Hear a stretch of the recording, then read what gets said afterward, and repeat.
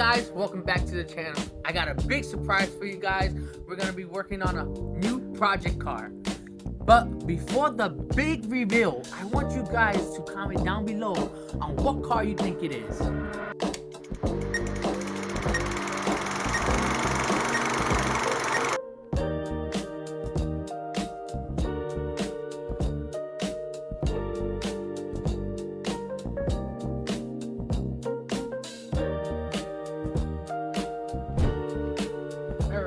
Here we got a 2JZ, which we know this is what the Supras are made for.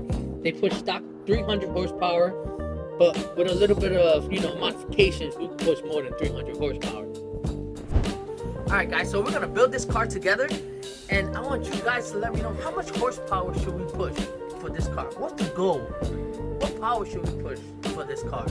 And also, should we keep the stock wing or should we get the TRD wing? Stock wing? TRD wing? You let me know.